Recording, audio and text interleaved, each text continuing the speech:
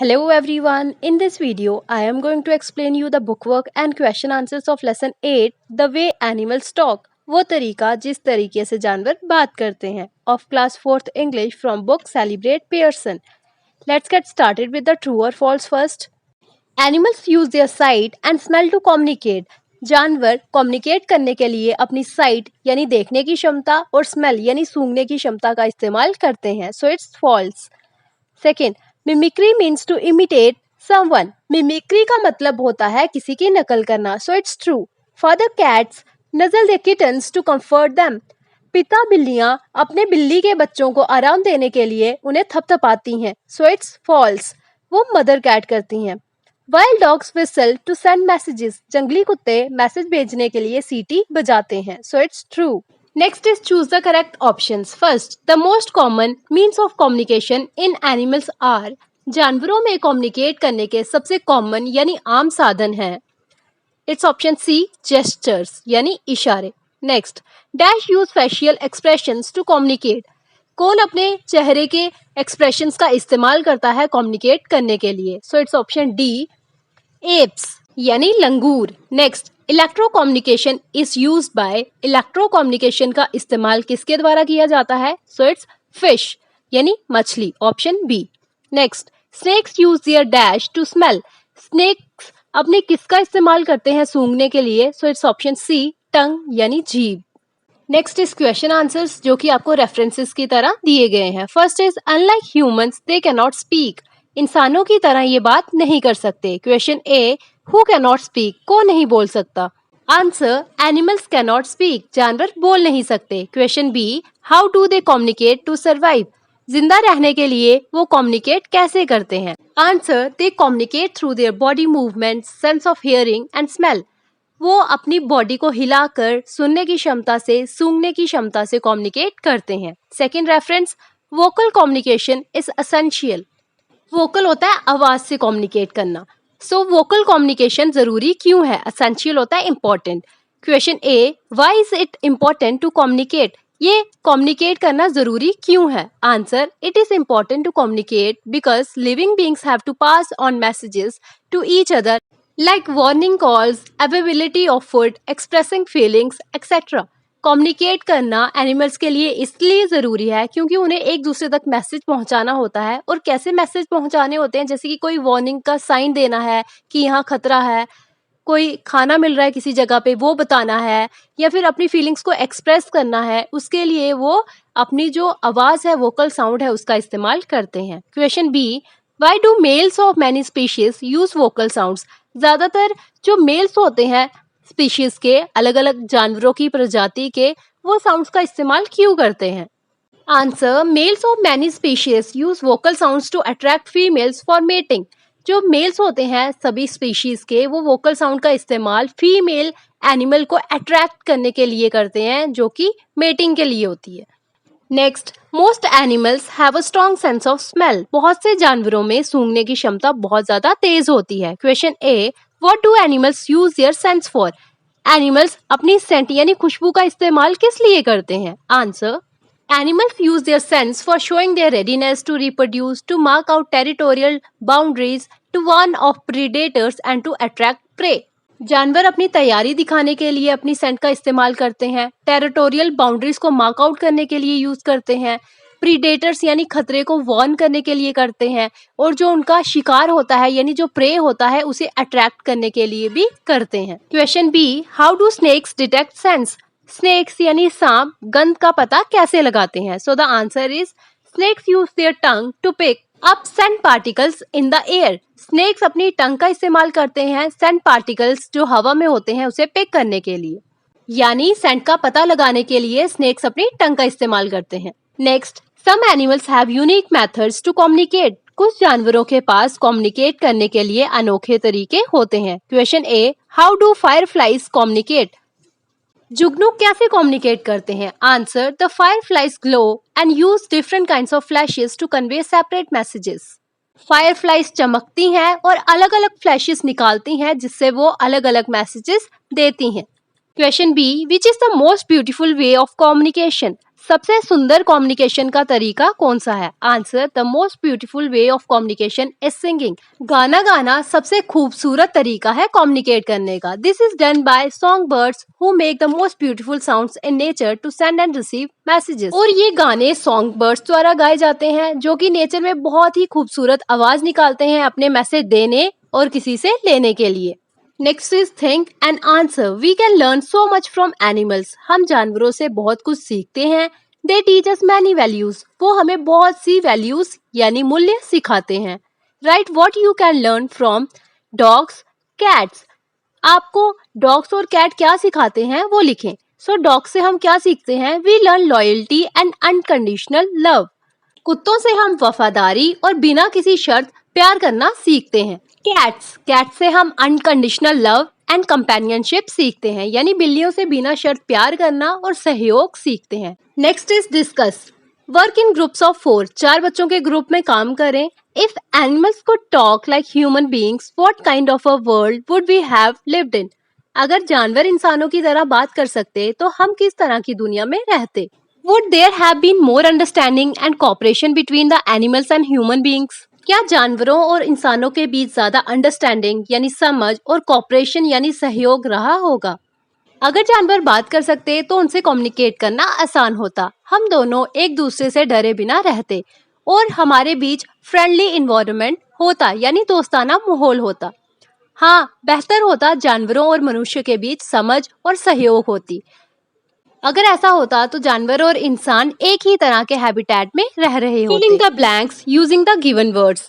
आपको कुछ वर्ड्स दिए गए हैं जो आपको कंफ्यूज करेंगे, उनको आपको इन ब्लैंक्स में फिल करना है और ब्लैंक्स को कंप्लीट करना है। पहला वर्ड आपको दिया है कैन, जिसका मतलब होता है एबिलिटी यानी क्षमता। दूसरा वर्ड आपको दिया है मे यानी परमिशन यानी किसी से इजाजत मांगना। फर्स्ट आपको दिया है I dash climb the mountain, मैं पहाड़ चढ़ सकता हूँ। तो उसमें उसने अपनी क्षमता बताई है कि मैं चढ़ सकता हूँ, तो इसमें किसका यूज होगा? कैन का। I can climb the mountain. Next, dash I go to play after I complete my homework. तो यहाँ परमिशन ली जा रही है कि क्या मैं अपना होमवर्क कंप्लीट होने के बाद खेलने जा सकता हूँ, तो यहाँ किसका यूज होगा? मे का। नेक्स्ट इज एक्सेप्ट यानी अग्री मानना। एक्सेप्ट अपार्ट फ्रॉम के अलावा। Everyone dash John came on time, John को छोड़ सभी टाइम पर आए, तो accept. Please dash my invitation, please मेरे इन्विटेशन को स्वीकार करें यानी अग्री करें, सो आएगा एक्सेप्ट। नेक्स्ट इज क्वाइट, जिसका मतलब होता है टू सम एक्सटेंट यानी कुछ हद तक। नेक्स्ट इज क्वाइट यानी साइलेंस, जिसका मतलब होता है मौन। First one is the exhibition was dash good, so it's quiet. Exhibition काफी हद तक अच्छी रही यानी कुछ हद तक। Next is please keep quiet, please शांति बनाए रखें, सो इट्स क्वाइट। अब next is stationary not moving, जिसमें NARY आता है, वो होता है नॉट मूविंग यानी वो चीज जो हिलती नहीं है। नेक्स्ट इज स्टेशनरी, जिसमें NERY आता है यानी कि आपका पेन पेंसिल नोटबुक जो स्टेशनरी में आ गया। I have to buy dash for the coming examination, मुझे आने वाले एग्जाम के लिए स्टेशनरी खरीदनी है, तो स्टेशनरी यहाँ आएगी NERY वाली। The truck stood dash in the middle of the road, truck बीच सड़क में खड़ा हो गया यानी हिल नहीं रहा था, तो आएगा स्टेशनरी NARY वाला। नेक्स्ट इज देयर यानी जो डायरेक्शन के लिए हम यूज करते हैं, देयर मीन्स वहां। Next is THEIR their belongings to, जो किसी से रिलेट करता हो। First one is dash is a beautiful lake behind the cottage, कुटिया के पीछे एक सुंदर झील है, तो देयर किसी चीज किसी डायरेक्शन के बारे में बता रहे हैं कि वहां, सो आएगा THERE there. This is their house, ये उनका घर है, तो ये किसी से रिलेट कर रहा है कि ये उनका घर है, तो आएगा THEIR। नेक्स्ट इज पेयर्स में काम करिए और कुछ कंफ्यूज करने वाले वर्ड्स लिखिए। फर्स्ट इज मैसेज यानी जो हम संदेश भेजते हैं। मसाज जो हम सर में करते हैं। देयर जो किसी को रिलेट करता है। देयर यानी वहां जो डायरेक्शन बताता है। डेयर हिरन, डेयर प्रिय। अगर आपको और वर्ड्स आते हैं तो ऐसे आप लिख सकते हैं। Next is grammar in use, इसमें हम सिंपल फ्यूचर टेंस पढ़ेंगे।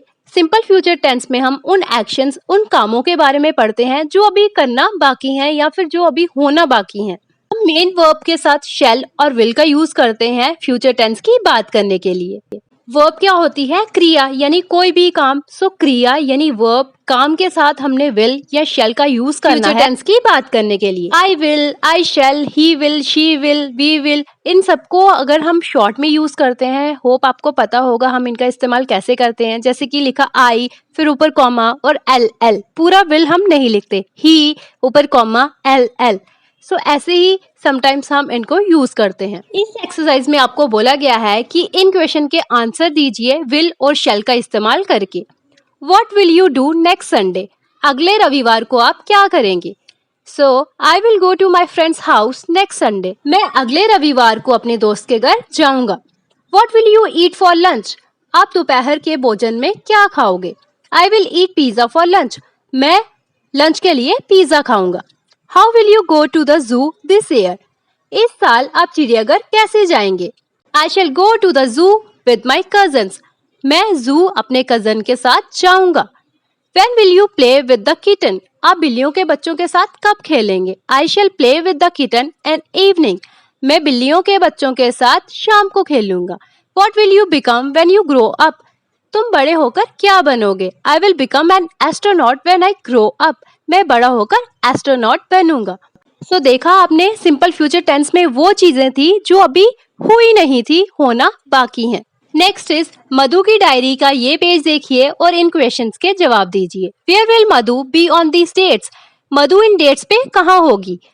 3 जनवरी को वो होगी she will be in Mumbai, Mumbai में होगी। 9 जैन को she will be in Pune, वो पुणे में होगी। 16 Jan she will be in Kolkata, वो कोलकाता में होगी। 23 जैन को she will be in Chennai, Chennai में होगी। 29 Jan she will be in Hyderabad, 29 Jain को वो हैदराबाद में होगी। नेक्स्ट इस मधु ने जो प्रोग्राम बनाए हैं उन्हें दोबारा देखिए और पेयर्स में काम करिए, पूछिए और इन क्वेश्चन के जवाब दीजिए। How long will Madhu be in Madurai? Madhu कब तक मदुरई में रहेगी? She will be there for 4 days, वो वहाँ 4 दिनों तक रहेगी। How long will she be in Hyderabad? वो कब तक हैदराबाद में रहेगी? She will be there for 4 days, वो वहाँ 4 दिनों तक रहेगी। How long will she be in Poona? वो पुणे में कब तक रहेगी? She will be there for 3 days, वो वहाँ 3 दिनों तक रहेगी। How long will she be in Kolkata? वो कब तक कोलकाता में रहेगी? She will be there for 5 days, वो वहाँ 5 दिनों तक रहेगी। How long will she be in Chennai?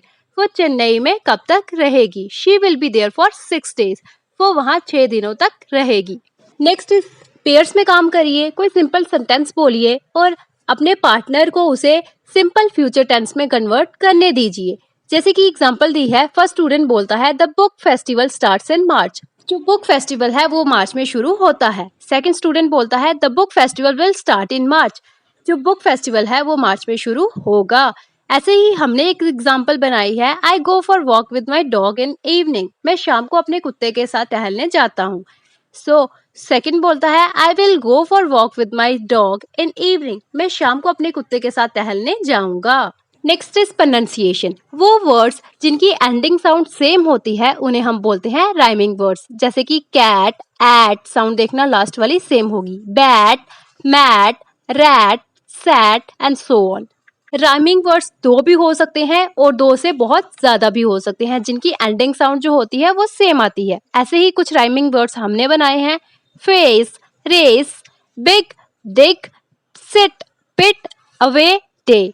और सेकंड में इन्होंने बोला है use the rhyming words to write a poem. Rhyming words का यूज करें पोएम लिखने के लिए। हमने लिखी 2 lines, rain rain go away, come again another day, away day. बाकी की आप खुद से लिख सकते हैं। Next is listening. The animals are the most beautiful creature in the world. जानवर दुनिया के सबसे खूबसूरत प्राणी हैं। They have acquired a huge portion of the flora and fauna of the ecology. Flora fauna होते हैं प्लांट्स एंड एनिमल्स। उन्होंने इकोलॉजी के फ्लोरा और फौना का एक बड़ा हिस्सा हासिल किया है। We are surrounded by amazing creatures. हम अद्भुत प्राणियों से घिरे हुए हैं। Their nature and lifestyle differ from area to area. उनका नेचर यानी स्वभाव और जो लाइफस्टाइल है वो अलग अलग जगहों में अलग अलग होता है। Many people keep animals as a pet. बहुत से लोग जानवरों को पालतू जानवर के रूप में रखते हैं। Most of the domestic animals like cows and goats live on grass like cows and goats. ज्यादातर डोमेस्टिक एनिमल्स जैसे काउज और गोट्स ग्रास यानी घास पर निर्भर रहती हैं। On the other hand, some ferocious animal like the tiger, lion and hyena prey on smaller to the little animal of the forest and eat them. दूसरी ओर शेर, टाइगर, लॉयन, हाइना जैसे जंगली जानवर दूसरे छोटे जानवरों को अपना शिकार बनाते हैं. But people hunt an animal for meat. लेकिन लोग मीट के लिए जानवरों का शिकार करते हैं. Government should take the necessary step to stop the extinction of animals. सरकार को जानवरों के खत्म होने को रोकने के लिए कुछ जरूरी कदम उठाने चाहिए. Next is speaking. Work in pairs. Pairs में काम करें. Tell what we can do for the betterment of stray animals. बताइए जानवरों की बेहतरी के लिए हम क्या कर सकते हैं. Share your thoughts with your partner. अपने विचार अपने पार्टनर के साथ शेयर करें. Population control. जनसंख्या कंट्रोल कर सकते हैं. Adoption as pet.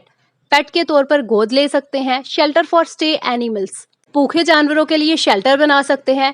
Sterilization and vaccination. वैद्यकरण और टीकाकरण करा सकते हैं. Writing. Look at the picture carefully. ध्यान से पिक्चर को देखें. Right an essay on the picture in about 200 words.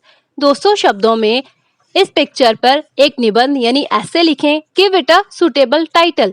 और इस एसे को एक प्रॉपर नाम दें यानी टाइटल दें. यहाँ मैं हिंट दे रही हूँ आपको कि कैसे आप ऐसे बना सकते हो. बाकी आप ऐसे खुद से ट्राई कर सकते हैं. In a forest, meeting of animals, bird, giraffe, monkey, deer, wolf and bear came. Deer had a problem. Monkey came to resolve the issue. All were like a family. इस रिलेटेड लाइंस के ऐसे बनाइए कि जंगल में जानवरों की meeting थी जिसमें पक्षी, जिराफ, मंकी, डेयर, वुल्फ और बेयर आए. डेयर को एक प्रॉब्लम होती है. मंकी उसे सुलझाने की कोशिश करता है और सब एक परिवार की तरह होते हैं. Next is activity celebrating sustainable development. एक चार्ट बनाइए एक ऐसे जानवर पर जो एंडेंजर्ड स्पीशीज में आता हो यानी जो खतरा हो, जिसकी स्पीशीज जो है वो बहुत कम रह गई हो. What will you do to protect that animal? आप उस जानवर को बचाने के लिए क्या करेंगे? Discuss about the efforts that we can make to stop cruelty against animals. उन efforts को डिस्कस करें जो हमें जानवरों के प्रति क्रुएलिटी को रोकने के लिए लगाने होंगे. अगर आप भी एनिमल लवर हैं तो कमेंट सेक्शन में जरूर बताएं. Hope you understand well. Check out playlist Class 4th English for more such topics related to your book. And don't forget to like, subscribe and share. Thanks for watching.